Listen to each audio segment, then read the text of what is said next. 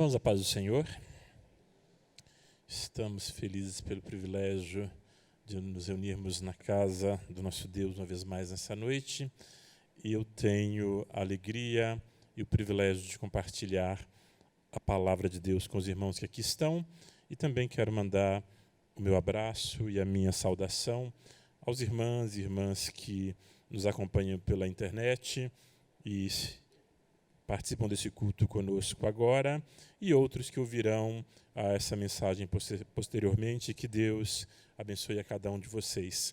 Eu queria convidá-los para fazermos uma oração novamente. Pode ficar assentados mesmo, vamos orar. Senhor, em nome de Jesus, nós estamos na Tua casa, na Tua presença, a Tua igreja, Senhor, reunida aqui. A Tua igreja também é reunida à distância conosco. E nós somos gratos a Ti pela Tua bondade, pelo Teu amor, pela Tua misericórdia. Gratos a Ti pelo privilégio de ler a Tua palavra, de ouvir a Tua palavra e de falar a Tua palavra. Gratos a Ti porque o Senhor é fiel e o Senhor zela para que a Tua palavra se cumpra. Muito obrigado, Senhor, por tudo isso, e nós contamos com o Senhor. Sem Ti nós nada somos e nada podemos fazer. Contamos com a Tua graça, com a ajuda do Teu Espírito, em o nome de Jesus. Amém. Queridos, Paulo, escrevendo na sua segunda carta a Timóteo, no capítulo 3, versículo 16, ele diz que, pois toda a Escritura sagrada é útil para ensinar a verdade, condenar o erro, corrigir as faltas e ensinar a maneira certa de viver. Toda a Escritura sagrada é útil para ensinar a verdade, condenar o erro, corrigir as faltas e ensinar a maneira certa de viver. É o que Paulo escreve ensinando ao jovem Timóteo. Hoje, à medida que eu compartilhar a mensagem com os irmãos, a minha expectativa é que nós, sim, encontremos na verdade das Sagradas Escrituras o ensino, a condenação ao erro, a correção às nossas faltas e também aprendamos um pouquinho mais sobre a maneira certa de viver. Hoje, nós vamos meditar nos Salmos de número 32, e eu quero rapidamente falar para vocês do que inspirou o salmista a escrever esses Salmos de número 32. Na verdade, embora não tenha sido colocado nas nossas Bíblias na mesma ordem que ele escreve, tudo leva a crer que primeiro ele escreveu os Salmos de número 51, que nas nossas Bíblias foi catalogado como número 51. E depois disso, algum tempo depois, ele escreveu os Salmos de número 32. O escritor desses Salmos, antes de escrever os 52, muito antes de escrever o Salmo 51, e muito antes de escrever os Salmos 32, ele havia pecado miseravelmente. O escritor desses Salmos, ele pecou a ponto de cobiçar uma mulher que não era sua, a ponto de se deitar com uma mulher que não era sua e adulterar. Ele pecou miseravelmente a ponto de chamar o marido dessa mulher que estava na batalha, que estava batalhando, lutando na guerra, trazer de volta o marido dessa mulher para a sua cidade, na tentativa de fazer com que o marido dessa mulher voltasse para casa, ficasse com sua mulher que havia engravidado como resultado daquele adultério. E a expectativa do escritor desses Salmos é que, o marido voltando da guerra, ficando com a mulher, obviamente, depois ele acharia que o filho era o seu filho e que estaria tudo bem. O problema é que o escritor dos Salmos não esperava estar diante de um soldado tão fiel, que mesmo sendo trazido da guerra, levado ao palácio, ordenado pelo rei que voltasse para sua casa. Mesmo assim, ele não voltou para sua casa. Mesmo assim, ele dormiu ali na porta do palácio.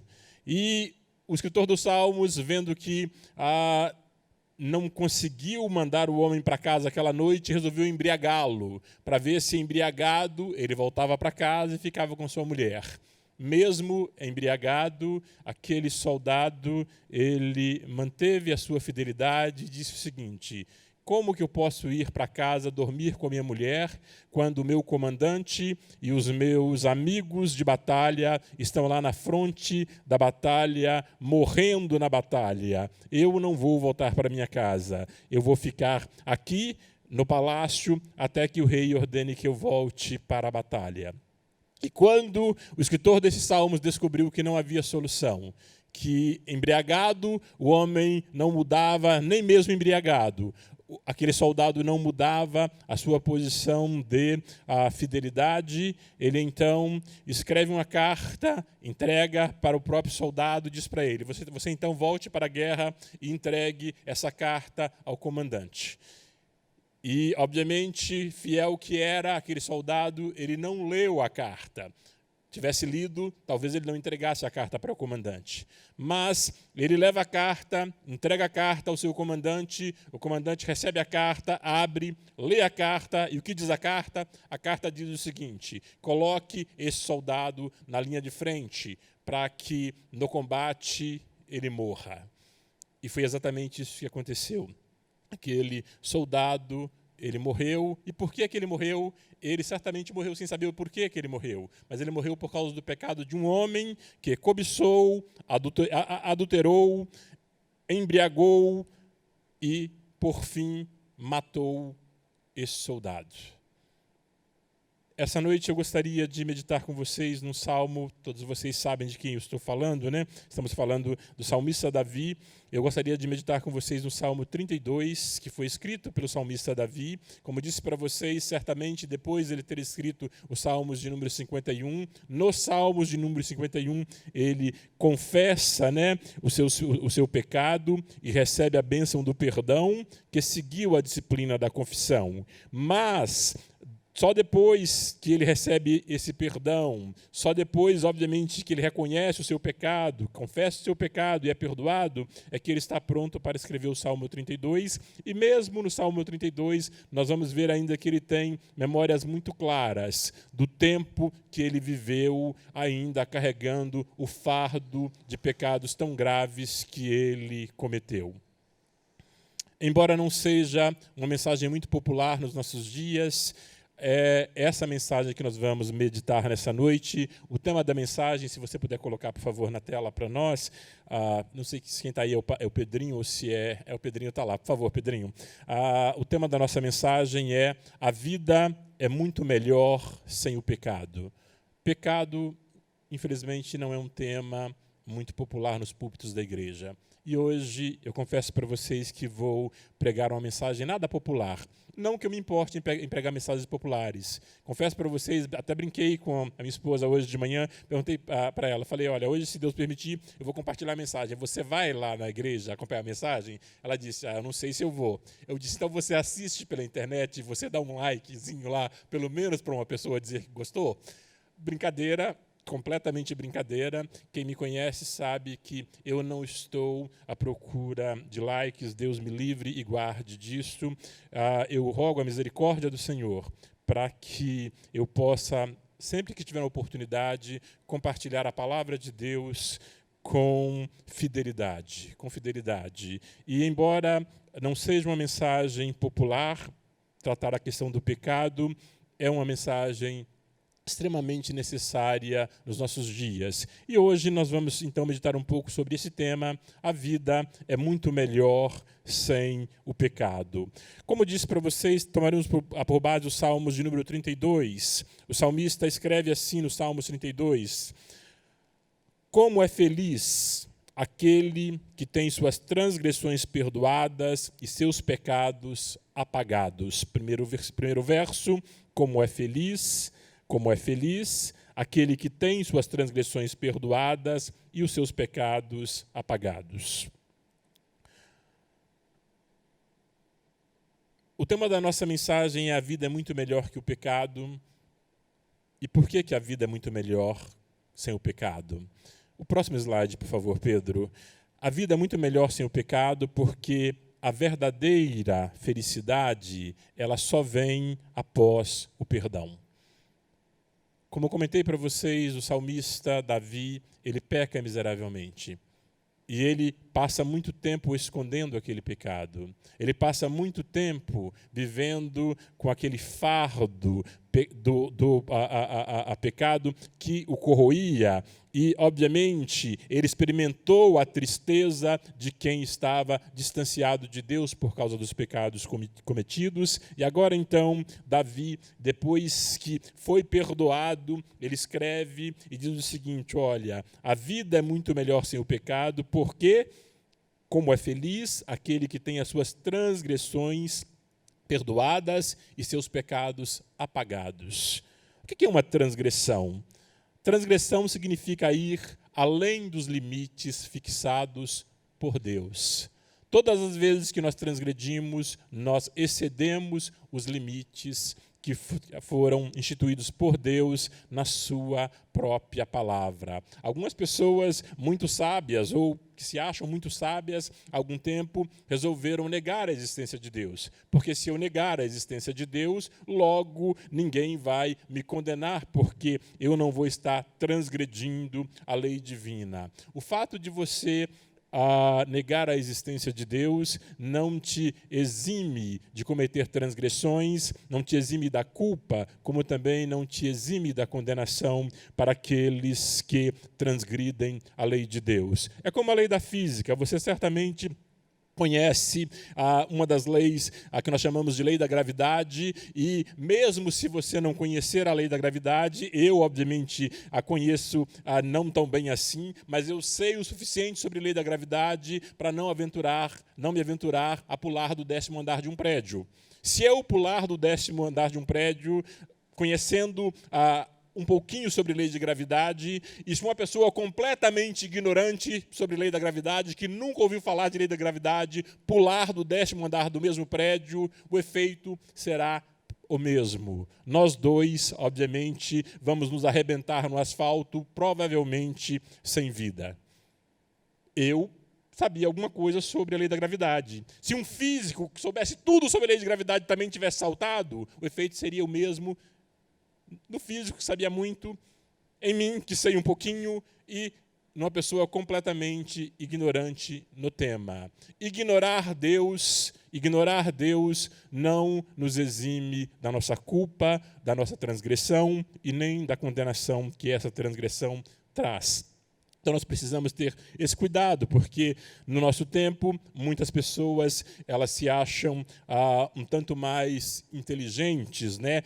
Na verdade, há algum tempo se tornou uma demonstração de superioridade as pessoas declararem que elas não creem em Deus. Elas se declaram agnósticas ou se declaram como ateu ou algo semelhante, mas isso se tornou uma demonstração de superioridade. E, obviamente, é lamentável que, com toda essa superioridade, se essas pessoas não admitirem a sua culpa, o seu pecado, e se não aceitarem o sacrifício que Jesus Cristo fez na cruz do Calvário, com toda essa superioridade, elas vão arder no fogo do inferno, tanto quanto aqueles que não se acham nada superiores e também não aceitam o sacrifício de Cristo e continuam pecando.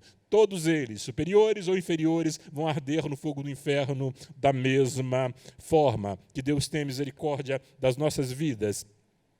Porque, obviamente, nós também não devemos achar que nós somos superiores porque nós aceitamos o sacrifício de Cristo. Pelo contrário, se nós tivermos que nos gloriar em alguma coisa, como nos ensina o apóstolo Paulo, devemos nos gloriar na cruz de Cristo. Se vamos nos gloriar em alguma coisa, vamos nos gloriar na cruz de Cristo. Obviamente, a minha crença não me torna superior a alguém que é agnóstico ou é ateu. Não é isso que está em discussão. O fato é, o agnóstico, o ateu ou qualquer outra profissão que ele ou ela professar, e eu também que professo ser crente, se de fato eu não me apegar a Cristo e aceitar sinceramente o sacrifício de Cristo na cruz como preço para me redimir dos meus pecados, todos nós vamos arder no fogo do inferno. Que Cristo tenha misericórdia de cada um de nós. Como disse para vocês, a palavra transgressão significa ir além dos limites fixados por Deus. Rebelar-se contra seus mandamentos. Ao sermos perdoados, os delitos são levados embora. Foi o que Cristo fez por nós. Ele levou nossos pecados, justificando-nos na cruz. Ele mesmo, Jesus Cristo, levou em seu corpo os nossos pecados sobre o madeiro, a fim de que morrêssemos para os pecados e vivêssemos para a justiça. Por suas feridas vocês foram curados. É isso que diz o apóstolo Pedro, em 1 Pedro capítulo 2, versículo 20 e versículo 24. Quando nós pecamos, é o slide anterior ainda, tá, Pedro? Quando nós pecamos, nós literalmente erramos o alvo. Ao permanecermos no pecado, nós nos afastamos do propósito e dos planos de Deus para a nossa vida. Nós precisamos ter isso em mente. Quando transgredimos, nós excedemos os limites estabelecidos por Deus. Quando pecamos, nós erramos o alvo. E ao permanecermos no pecado, nós nos afastamos dos propósitos e dos planos de Deus para a nossa vida. Muitas das vezes, os planos de Deus não se realizam na nossa vida por causa dos nossos pecados. E, obviamente, quando digo os nossos pecados, parece que estou tratando nossos pecados no atacado, como se o pecado de um fosse o pecado de todos. Não. Cada um de nós precisa fazer o que propõe Paulo quando escreve à igreja de Corinto e diz: examine-se, pois, o homem a si mesmo. Cada um de nós precisa ouvir essa palavra e examinarmos a nós mesmos à luz dessa palavra para entender por que os propósitos de Deus não estão sendo realizados em nossas vidas. Obviamente, há limites fixados por Deus e, obviamente, a igreja, ao longo dos anos também, desde o início da sua história, a igreja também foi fixando limites. Os limites fixados por Deus nós chamamos de doutrina, estão expressos na sua palavra. Limites fixados pelas igrejas nós chamamos de costumes. Se você tiver que abrir mão de alguma coisa, você pode abrir mão dos costumes da sua igreja. As igrejas têm bons costumes, vale a pena manter os bons costumes, mas eu não tenho problema que os bons costumes também evoluam, ou que eles mudem de geração para geração. Eu não tenho problema com isso, ou de cidade para cidade, ou de região para região. Eu não tenho problema que os costumes eles mudem. Mas nós temos que ter muito cuidado em não querer mudar a verdade da palavra de Deus. E nós vivemos um tempo onde muitos pecadores, em vez de submeterem a palavra para que eles sejam transformados pela verdade da palavra de Deus, eles querem transformar a palavra. Então, a proposta de alguns é: nós precisamos atualizar a Bíblia. A proposta de outros é: vamos lançar uma nova versão. Na verdade, existem tantas versões da Bíblia, eles dizem: vamos lançar uma nova versão. Vamos lançar uma versão onde nós vamos traduzir a palavra pecado por outra. Pecado é uma palavra muito dura, vamos colocar uma palavra mais suave. Por quê? Porque essa é uma geração centrada em si mesmo, que não quer encarar os seus próprios pecados. Essa é uma geração, na verdade, a geração dessa época, eles mesmos se chamam de geração do mimimi. Eles estão prontos a reclamar de tudo e de todos, mas não querem encarar os seus próprios erros e, principalmente, os seus próprios pecados. Erro é uma coisa, pecado é outra. O erro, ele não te define. Os seus pecados te definem. Quando você adultera, você é um adúltero. Quando você mente, você é um mentiroso. Quando você assassina, você é um homicida. Quando você rouba, você é um ladrão. Quando você peca, para cada pecado tem um nome. Nós temos a mania também de pecar o pecado e colocar tudo num pacote só. É pecado. Nós precisamos ter a coragem de encarar os nossos pecados e dar nome a cada um deles. E rogar a misericórdia, o perdão de Deus para cada um dos pecados que nós cometemos. E, queridos, a realidade é, quando eu compartilho uma palavra como essa, obviamente, eu tenho absoluta certeza que essa palavra tem endereço certo. E se não for para você, é para mim. Com certeza eu sou alvo dessa palavra e louvo a Deus porque eu tenho, obviamente, a oportunidade de compartilhar uma palavra que também se aplica na minha vida. Então eu sei que não estou falando de teoria, estou falando de coisa completamente prática. E eu sei do desafio que é enfrentar as tentações e dizer não para os pecados. O pecado está tão presente na nossa cultura que nós muitas vezes temos dificuldade quando nós não queremos mentir para alguém. Tem algumas situações que uma mentirinha resolveria o problema. Essa semana eu me vi diante dessa a situação, e é interessante porque eu fico me policiando, porque, gente, não tem razão para dizer uma mentira grande, muito menos uma mentirinha. Mas o que acontece? Muitas das vezes nós somos tentados a dizer uma mentirinha. Então, às vezes, eu prefiro não comentar, ou prefiro que nem me perguntem. Ou então, quando me perguntam, e eu não quero mentir, eu pergunto, você quer mesmo saber o que eu penso? Você quer mesmo saber o que eu acho disso? Porque muitas vezes a pessoa não quer ouvir a sua opinião sincera.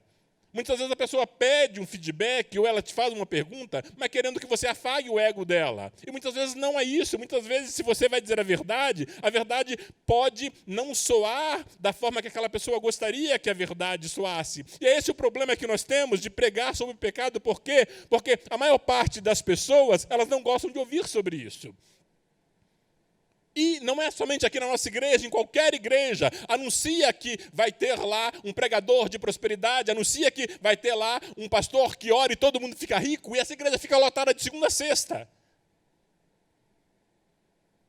Agora, anuncia em qualquer igreja que vai um pregador pregar sobre o pecado. E me conte se você não foi capaz de contar em uma ou duas mãos quantas pessoas estavam presentes naquele culto. Por quê? Porque nós não queremos ouvir a verdade. Que Deus tenha misericórdia das nossas vidas. Seguindo aqui, o problema são os seus pecados. De acordo com Isaías 59, versículo 2. O problema são os seus pecados. Por causa deles, vocês são separados de Deus. Por causa deles, vocês estão separados de Deus. Por causa dos seus pecados, Deus virou o seu rosto de vocês e não ouve mais o que vocês pedem. Continuando, o salmista, no versículo 2, ele diz assim: como é feliz aquele a quem o Senhor não atribui culpa e em quem não há hipocrisia. A verdadeira felicidade, o próximo slide, a verdadeira felicidade, ela não vive ao lado da iniquidade. Como é feliz ou bem-aventurado, como diz outras traduções, o bem-aventurado, quando nós traduzimos da língua original para a nossa língua, o bem-aventurado quer dizer, é alguém muito feliz. A bem-aventurança é uma dupla felicidade, ou é uma felicidade sem limites. A bem-aventurança ela acontece quando você transborda em felicidade. Como é feliz? Quem que é feliz de acordo com o salmista? Como é feliz aquele que tem suas transgressões perdoadas e os seus pecados apagados. Agora no versículo 2, como é feliz aquele a quem o Senhor não atribui culpa e em quem não há hipocrisia. O que é hipocrisia? Hipocrisia é falsidade, é fingimento para agradar alguém. Essa é a marca da sociedade do nosso tempo, a hipocrisia. Na verdade, como já disse aqui em outra oportunidade, a máscara do corona ficou muito bem para a sociedade da nossa época. Porque a máscara, essa máscara que nós precisamos usar para, obviamente, prevenir de um contágio desse vírus, ela deveria nos fazer lembrar de, ao mesmo tempo que colocamos uma máscara para nos proteger do contágio desse vírus, nós também devemos tirar a máscara da hipocrisia para nos proteger do contágio do pecado. Que Deus tenha misericórdia de nós. É interessante que o salmista ele diz, olha, que é feliz aquele a quem o Senhor não atribui culpa e em quem não há hipocrisia. Mas por que ele precisou falar da hipocrisia aqui? Como disse para vocês, o salmista ele fala da experiência dele. Ele fala do aprendizado de quem cobiçou, de quem adulterou e de quem matou.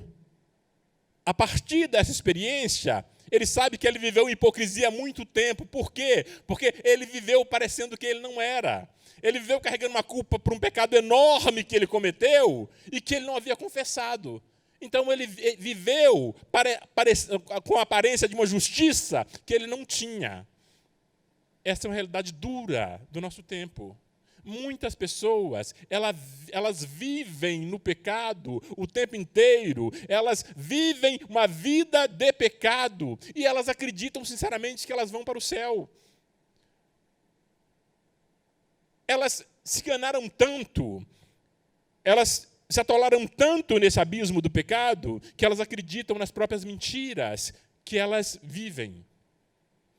Esse salmista, ele estava na situação tão complicada que Deus precisou mandar um profeta para abrir os olhos dele, e o profeta chegou lá e contou para ele uma parábola. O profeta disse assim: "Ô rei, eu preciso te contar uma parábola."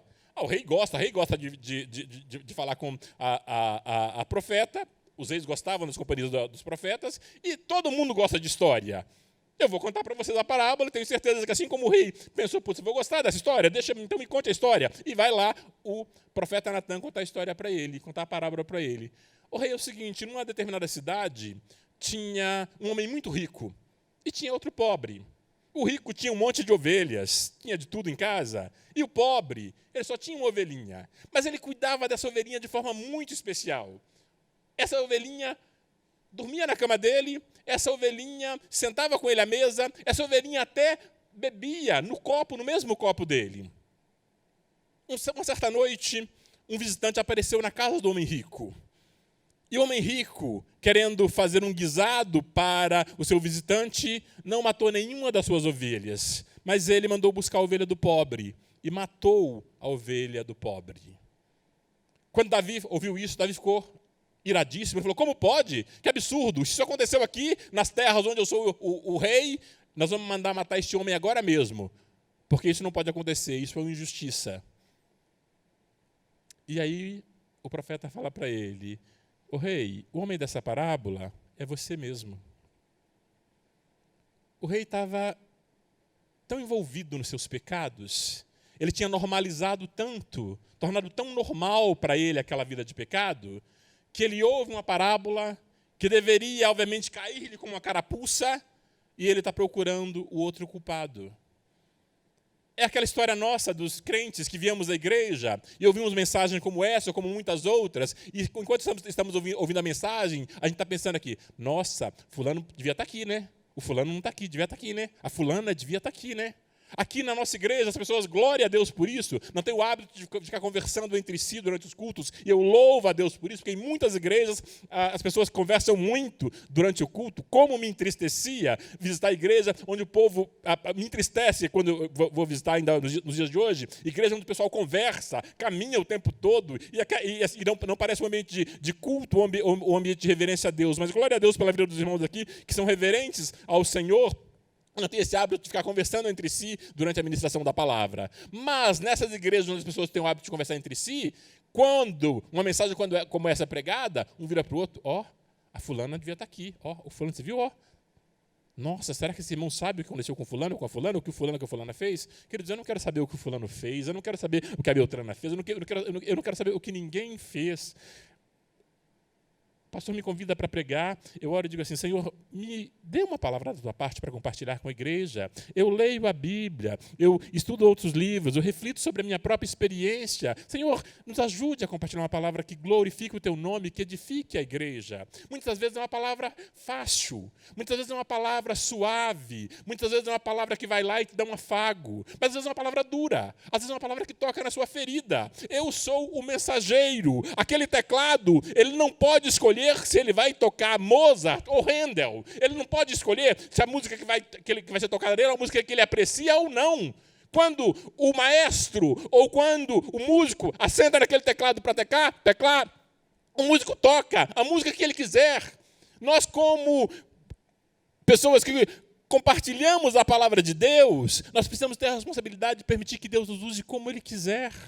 Embora muitas dessas mensagens tocam na nossa própria ferida, mas nós temos que ter responsabilidade de compartilhar essa palavra do Senhor. Então, esse salmista que tinha se aprofundado na hipocrisia, ele agora que já havia caído a sua ficha, aberto os seus olhos, confessado o seu pecado, recebido o perdão, ele escreve e diz: como é feliz aquele a quem o Senhor não atribui culpa e em quem não há hipocrisia. Querido, uma das piores coisas que pode haver é a hipocrisia, a falsidade, o fingimento. Por quê? Você precisa sustentar uma coisa que você não é. Você precisa sustentar uma realidade que você não vive. Uma das maiores, das melhores coisas que nós temos, o próprio Deus nos deu o livre-arbítrio, a liberdade de ser quem nós somos. Então, seja quem você é. Seja quem você é. Não, João, mas na igreja eu preciso ser uma pessoa. Lá no escritório eu preciso ser outra. No meu meio de trabalho as pessoas mentem muito. Se eu não mentir, eu não vou fazer negócio. No meu meio de trabalho fala-se muitas palavras de baixo calão. Se eu não tiver esse vocabulário, eu também não vou fazer negócio. Hoje mesmo eu estava numa reunião, alguém falou uma das palavras e disse assim: me desculpe pelo francês. Aí logo que ele terminou, eu disse: olha, eu não vou repetir o seu francês, mas discordo dele. Eu discordo do seu francês e acho que não deve ser assim. Porque muitas vezes é fácil, diz uma palavra de baixo calão e peço desculpa pelo francês. Ótimo, então o que acontece? Toda vez que eu estou, a pessoa se desculpa pelo francês e eu digo: olha, eu prefiro falar em português. Se é esse o ponto. Por quê? Porque é uma cultura comum para nós, onde nós vamos. O francês que eu estou mencionando aqui são as palavras de baixo calão, são os palavrões mesmo, que as pessoas gostam de falar.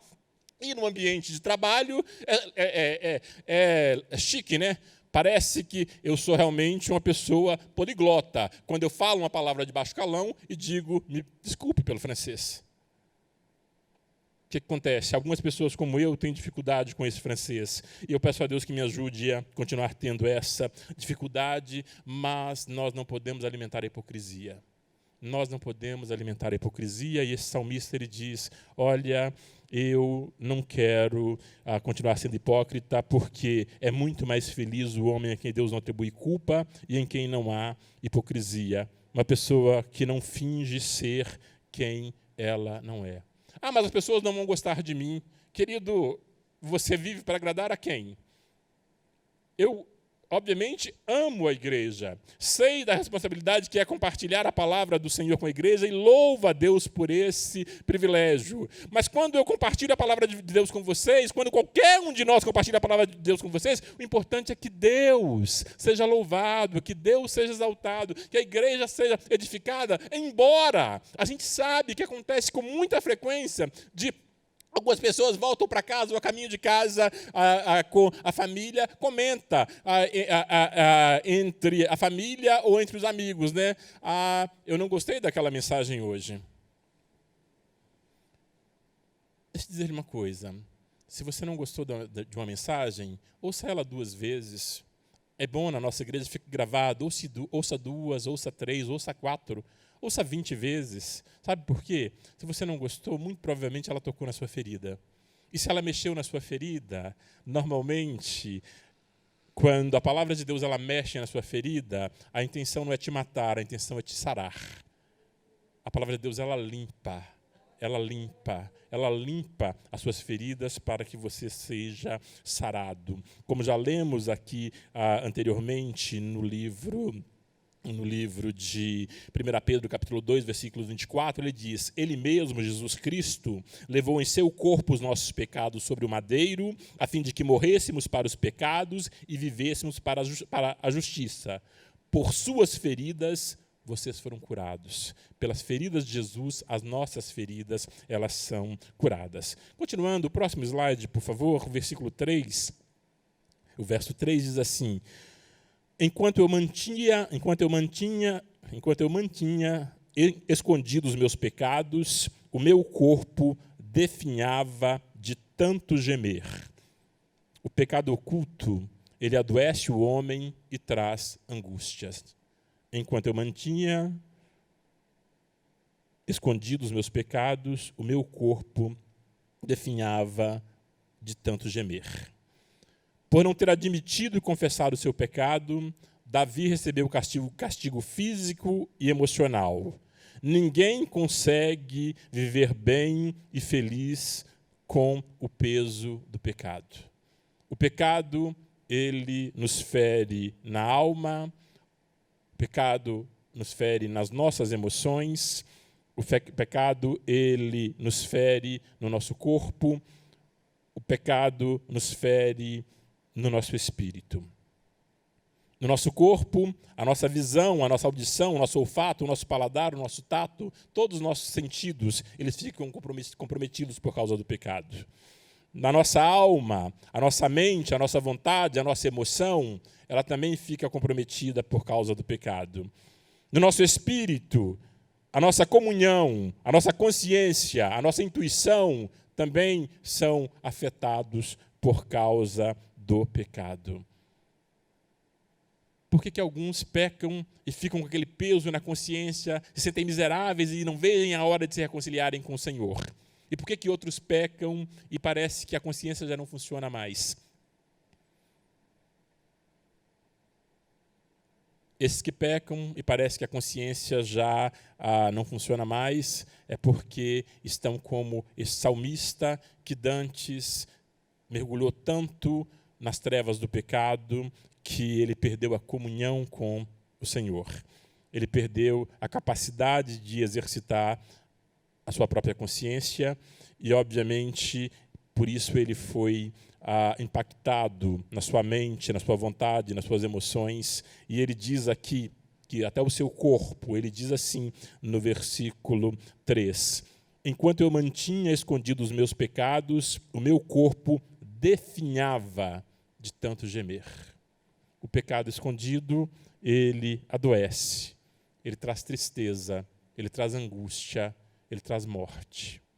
Muita gente não confessa os pecados porque tem um orgulho tão grande. Muita gente se sente superior, porque não, eu não sou pecador. Quantas vezes, eu acho muito engraçado, toda vez que eu ouço isso, eu peço, Deus, tenha misericórdia, né? Porque a Bíblia diz que o orgulho ele precede a queda. Então, toda vez que eu vejo um crente falando como super crente, eu peço a misericórdia de Deus sobre a vida dele e sobre a minha. Sabe por quê? A Bíblia diz assim, olha, se você é forte, então você precisa ser cuidadoso com aquele que é mais fraco que você. Agora, se você é forte e está de pé, tome cuidado para que você não caia. Quem está de pé pode cair. Quem já caiu pode se levantar. Agora, quem está de pé pode cair. Muitas vezes nós achamos super crentes, falamos como super crentes. Não, esse pecado eu não cometo. Não, isso eu não faço. Eu, às vezes, quando eu ouço esse pecado eu não cometo, eu tenho, obviamente, tem algumas vontades que eu confesso para vocês aqui, mas eu não falo com a pessoa, porque eu, de modo geral, sou uma pessoa muito... Eu gosto de manter a boa vizinhança, né? Eu gosto de manter bons relacionamentos. Eu não gosto de, obviamente, gastar energia desnecessariamente com algumas discussões que podem não dar em lugar nenhum. Mas todas as vezes que eu ouço alguém confessando que esse pecado eu não faço, eu tenho vontade de perguntar para ela, tá bom, esse você não faz. Então me diz para mim aqui, só para mim, qual é que você faz? Esse você não faz, qual é que você faz? Ou você vai me dizer que não faz nenhum. O apóstolo João escreve e diz... Se dissermos que não temos pecado, nós mentimos e já estamos pecando. Então, que Deus tenha misericórdia da nossa vida para que nós tenhamos esse cuidado de não viver ocultando os nossos próprios pecados. Em Mateus capítulo 11, versículos 28 e 29, Jesus disse, venham a mim e eu lhes darei descanso. Todos vocês que trabalham tanto debaixo de um jugo pesado, levem o meu jugo, porque ele se ajusta perfeitamente. E deixe que eu lhes ensine, porque eu sou manso e humilde, e vocês acharão descanso para suas almas, pois só eu faço vocês carregarem cargas leves. O pecado é um fardo pesadíssimo. O pecado é um fardo pesadíssimo que muitas pessoas... crentes, que se dizem crentes, estão dentro das igrejas ou pela internet acompanhando as mensagens pregadas dentro da igreja. Elas carregam esses fardos pesadíssimos. E elas estão carregando esses fardos pesadíssimos. Jesus olha para elas e diz, por que vocês não vêm até mim? Vamos fazer uma troca. Vamos trocar esse fardo pesado por um fardo muito mais leve. Vamos trocar esse jugo pesadíssimo que você está carregando. E ele diz aqui, e deixe que eu lhes ensine, ou aprendei de mim, diz Jesus, deixe que eu lhes ensine. Deixe que eu lhes ensine o quê? Deixa que eles ensinem o que é pecado. Sabe por quê? Porque nós vivemos num tempo que tudo é relativo ou subjetivo. É pecado para o João, não é pecado para o Marcos. Não, isso não é pecado para mim, não. Eu às vezes fico estarrecido, né? Porque, para mim, algumas coisas deveriam ter o mesmo rigor. A água ferve a 100 graus. E ferve a 100 graus para o João, ferve a 100 graus para o Tomás. E quero acreditar que, por mais que a Cristina seja apressada, a água dela também ferve a 100 graus. Agora, algumas pessoas, elas resolveram relativizar o pecado. Não, para mim isso não é pecado. Como não é pecado para mim, eu faço o que eu quiser, porque na minha régua isso não é pecado. Querido e querida, como eu disse para você, a nossa régua, ela deve ser a palavra de Deus. A nossa régua deve ser a palavra de Deus. Se a palavra de Deus disse que é pecado, é pecado. Me lembro que em uma das minhas aulas na escola dominical, um dos jovens me perguntou, eu não lembro o tema da lição, mas me lembro da pergunta dos jovens que era: João, se eu pecar, eu perco a minha salvação? E naquele contexto, a pergunta foi feita porque alguns doutrinadores ensinam que uma vez que você foi salvo, você está salvo para sempre. Outros doutrinadores dizem que não é bem assim, não. Disse que Deus também não é um Deus tão rigoroso. Você pode cometer lá uns pecadinhos que você tem um saldo lá, aqui está o seu débito, aqui está o seu crédito, então no dia do julgamento faz um balanço e tal, e você de repente consegue se safar e não ir para o inferno. Eu, como ensinador da palavra de Deus, tenho que dizer o seguinte para vocês que aqui estão, como respondi para aqueles jovens naquela classe: se você pecar, você perde a sua salvação. Se você pecar, você vai para o inferno. E a questão que fiz para eles, vou repetir para vocês, é o seguinte: quantos adultérios são necessários para que uma pessoa seja adúltera? 50 adultérios? 40 adultérios? 30 adultérios? 20 adultérios? 10 adultérios? Ou basta um? Quantos homicídios são necessários para que uma pessoa seja considerada homicida? 50 homicídios? 40, 30, 20, 10? Ou basta um homicídio? Quantos pecados não confessados são necessários para que você perca a sua salvação? Que Deus tenha misericórdia de nós. Que Deus tenha misericórdia de nós. E Jesus continua insistindo: venham a mim e eu lhes darei descanso. O pecado, ele faz com que a gente define, que a gente fique cansado, ele consome as nossas energias. Agora Jesus está dizendo: venham a mim e eu lhes darei descanso. O pecado, ele destrói a alegria da vida cristã. Próximo slide. Versículo 4, Salmos 32, verso 4. Pois dia e noite a tua mão pesava sobre mim. Minhas forças foram se esgotando como em tempo de seca. O pecado destrói a alegria da vida cristã. Dia e noite a tua mão pesava sobre mim. Minhas forças foram se esgotando como em tempo de seca. O pecado, ele rouba as coisas mais valiosas da nossa vida. Ele rouba a nossa saúde, ele rouba a nossa paz de espírito, ele rouba a nossa felicidade, ele rouba o favor de Deus e ele nos sobrecarrega com a culpa e com o tormento interior. Nós vivemos numa época onde nós temos, certamente, uma das sociedades mais doentes emocionalmente que se conhece. E a sociedade doente dos nossos dias, ela fica cada vez pior, sabe por quê? Ela tirou o pecado da equação. Ela tirou o pecado da equação. O pecado não existe mais para a sociedade, porque ela tirou o pecado, ela tirou Deus da equação, então agora o pecado deixou de ser um problema. Mas embora eles tenham tirado o pecado da equação, o pecado continua roubando a alegria da vida dessas pessoas. É lamentável porque o pecado continua roubando a alegria de muita gente que se diz cristã. É lamentável porque hoje, enquanto eu prego essa mensagem, e futuramente outras pessoas que se dizem cristãs, que gostam de ouvir as mensagens pregadas nessa igreja, é lamentável que o pecado também está destruindo a alegria da vida dessas pessoas. Oh, que Deus tenha misericórdia. Que Deus tenha misericórdia. É lamentável que isso esteja acontecendo. Mas qual que é a solução?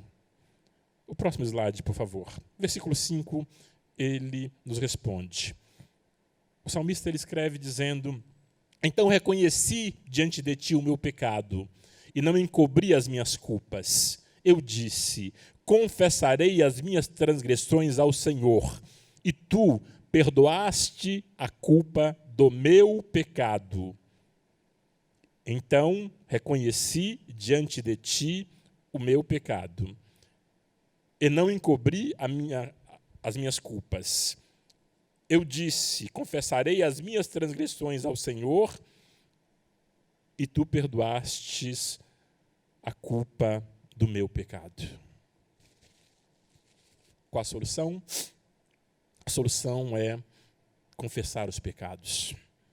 Só pela confissão vem o perdão de Deus. Só pela confissão vem o perdão de Deus. 1 João capítulo 1, versículo 9, mas se confessarmos os nossos pecados a Ele, podemos confiar que Ele nos perdoa e nos purifica de todo erro. E é perfeitamente correto Deus fazer isto por nós, porque Cristo morreu para levar os nossos pecados. Depois de cometer pecados tão graves, depois de viver na hipocrisia por tanto tempo, e glória a Deus que Deus enviou um profeta para contar uma parábola para o rei Davi. Aquele rei, então, cai em si e ele confessa, mas confessa verdadeiramente o seu pecado. Ele confessa, a Bíblia disse, aquele que confessa e deixa alcança a misericórdia. Então ele confessa o seu pecado sinceramente, ele deixa de pecar, ele alcança a misericórdia, e agora ele nos ensina que foi quando ele confessou o pecado, é que ele foi liberto do próprio pecado e que ele teve segurança, e agora ele foi liberto do pecado, da tristeza e da morte. Enquanto nós não confessamos, nós somos presas da tristeza, somos presas do pecado e somos presas fáceis da morte. Enquanto não confessamos os nossos pecados. O problema do pecado de Davi é que era um pecado gravíssimo. E Davi, obviamente, ele passou com certeza muitos dias, muitas noites, pensando como é que ele poderia se livrar, ele próprio, dos seus pecados. E essa é a questão do nosso tempo também, porque muitas vezes nós cometemos pecados gravíssimos e nós cometemos os pecados e nós queremos nós mesmos encontrar uma solução para os nossos pecados. Eu já ouvi mais uma vez pessoas que convidei para aceitar a Cristo como Salvador, ela disse para mim assim: João, hoje não, eu tenho algumas coisas para resolver primeiro. Ou seja, eu tenho alguns pecados de estimação que eu preciso ainda cuidar deles. Ou eu tenho alguns pecados aqui que não estão bem equacionados, eu preciso equacionar esses pecados na minha vida primeiro para depois eu aceitar a Cristo como Salvador. Não, querido, essa não é a solução. A solução é você ouve a palavra, você reconhece que é pecador, você reconhece a sua culpa, os seus pecados e aceita a Cristo como Salvador e Cristo te liberta desse pecado, Cristo te liberta da morte, Cristo te liberta da tristeza, e a partir do momento que você confessa os seus pecados e deixa o seu pecado, você alcança a misericórdia. O que é isso? Misericórdia é o que nos guarda de receber os castigos que nós merecemos. Por causa da misericórdia de Deus, o pastor pregou isso aqui no último domingo, as misericórdias do Senhor, elas se renovam todas as manhãs. Elas são a causa de nós não sermos destruídos. Mas quem recebe misericórdia? Quem confessa, quem deixa. João, mas meu pecado é muito grave. Eu não tenho coragem de confessar para o pastor. Meu pecado é muito grave, eu não tenho coragem de confessar para ninguém esse pecado gravíssimo. João, se eu confessar esse pecado, o meu mundo vai acabar, o meu casamento vai acabar, a minha casa vai acabar, meu negócio vai acabar se eu confessar esse pecado. Deixa eu dizer uma coisa para você. Se você não confessar, vai continuar acabando, porque na verdade já está acabando. Muitas vezes o pecado está lá destruindo a sua estrutura.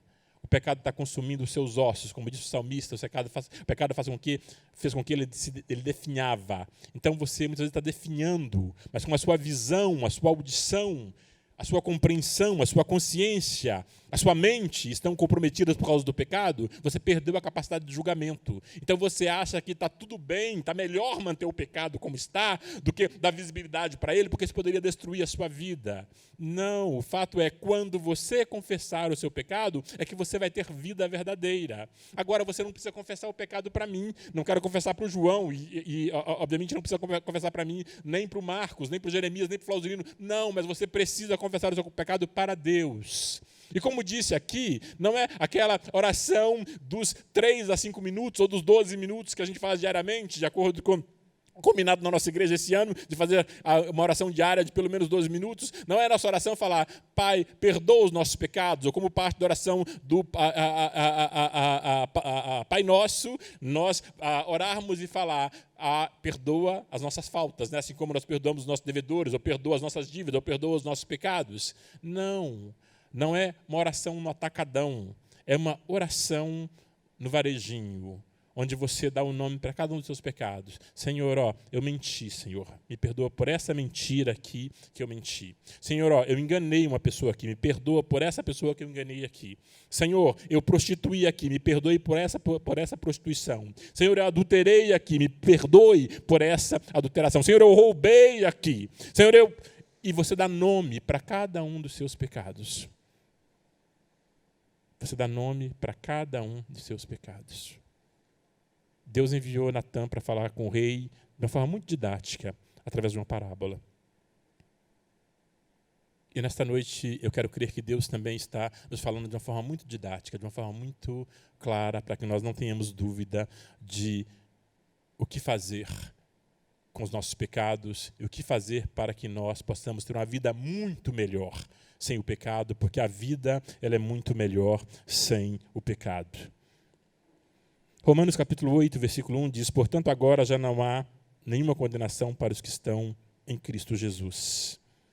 Nós temos mais uma página, eu vou parar por aqui, são 8:55. Se vocês puderem ficar de pé, nós vamos orar e pedir a misericórdia do Senhor sobre as nossas vidas. Glória a Deus. Nenhuma condenação há para quem está em ti, Jesus, cuja vida coberta está pelo sangue que verteu na cruz. É certo que provas virão, investidas do vil tentador, mas nenhuma condenação há para quem está em ti, querido Senhor.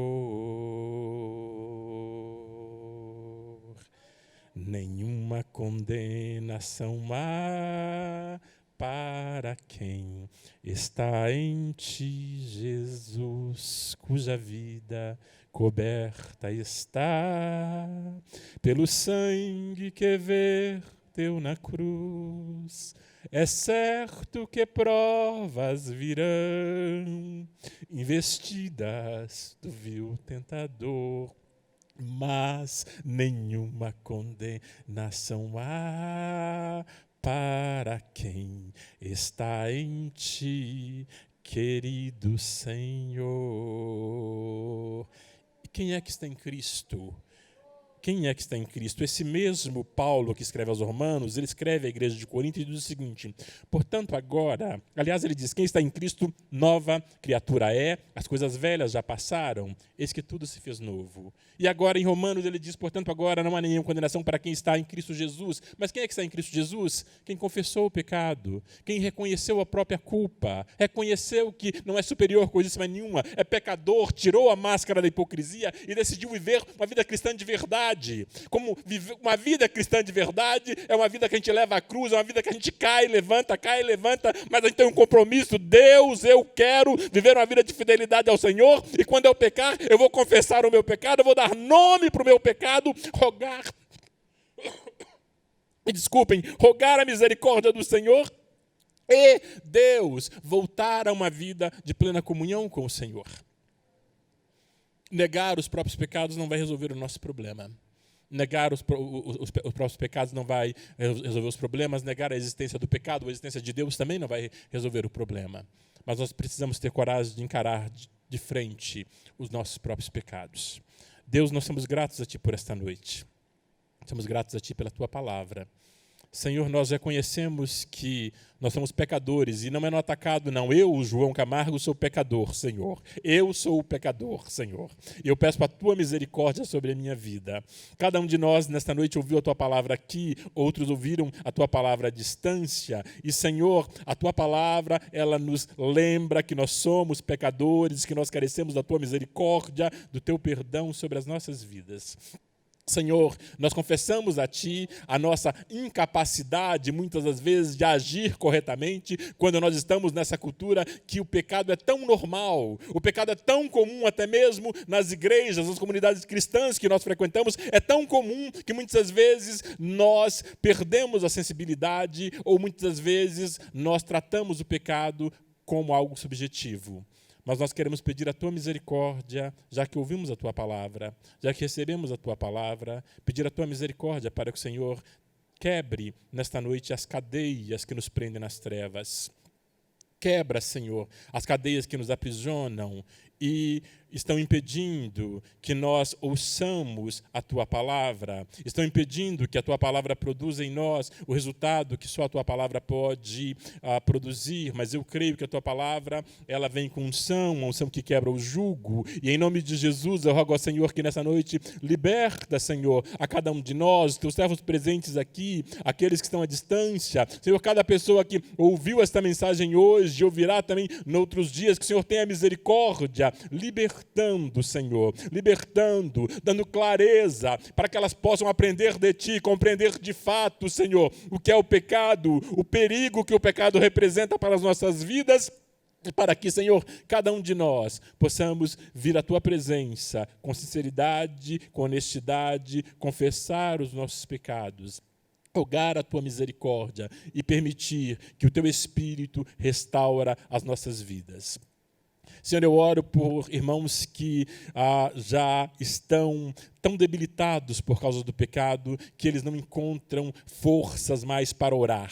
Eles não encontram forças mais para vir à Tua presença, para ler a Tua palavra, para viver a Tua palavra. Alguns se consideram derrotados, alguns se consideram que não vão jamais conseguir, Senhor, Te servir com sinceridade. Mas nós oramos por eles nesta noite e rogamos a misericórdia do Senhor, que a Tua misericórdia também alcance a cada um deles, para que eles não sejam destruídos, mas que eles recebam a Tua palavra, compreendam a verdade da Tua palavra e sejam fortalecidos pela Tua palavra, em nome de Jesus. Senhor, restaura a alegria da salvação. Senhor, restaura a alegria do Teu povo. Senhor, abençoa-nos como igreja Tua. Ajuda-nos. Deus, nós precisamos de Ti. Ajuda-nos a viver conforme a Tua vontade e a Tua palavra. Senhor, muito obrigado por nos amar tanto e nos falar, Senhor, com tanta propriedade. Muito obrigado pelo Teu cuidado e bênção sobre nós. Em nome de Jesus te agradecemos, Senhor. Amém, Jesus. Amém.